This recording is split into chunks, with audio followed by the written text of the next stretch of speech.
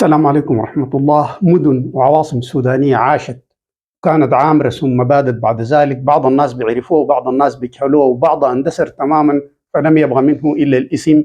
للأسف الشديد نحن ما قاعدين نعرفين. خلونا نتعرف أو نذكر الناس ببعض المدن السودانية. أولا عندنا مدينة فرس أو فاراس، هي مدينة قديمة كانت عاصمة لمملكة نوباتيا القديمة، وحاليا بتقع داخل الحدود السودانية شمال وادي حلفة في النتوء بتاع الحدود. المدينة الثانية هي مدينة سودانية قديمة جدا، مدينة كرما أو كرما الديفوفة، وحاليا الآثار بتاعتها موجودة، وهي من أقدم المدن في أفريقيا ومن أقدم المدن العالمية. للأسف مهملة تماما. مدينة سوبا عاصمة مملكة علوى القديمة، دي مدينة كانت عامرة وكانت من أضخم المدن، شافوها الرحالة وكتبوا عنها بمبانيها العظيمة وكنائسها العظيمة. مدينة وادي حلفة، ودي كانت من أجمل المدن السودانية العاشت لغاية سنة 1961. بعد ذاك غمرتها البحيرة بتاعت سد الناصر فيما غمرت مدينة فرس.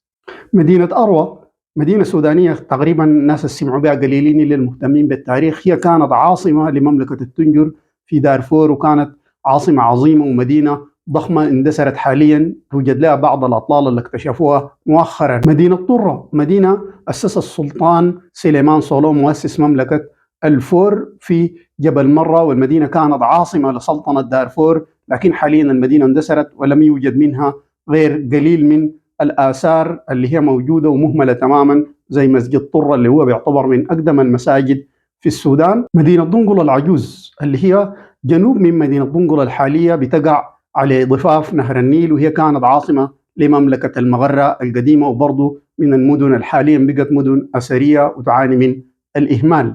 بتمنى أي زول عارف له مدينة تاريخية أو مدينة أثرية أو معلومات عنها يكتبها لنا في الكومنت عشان نستفيد منها ونذكر بها الناس والناس تشير الفيديو. شكرا لكم.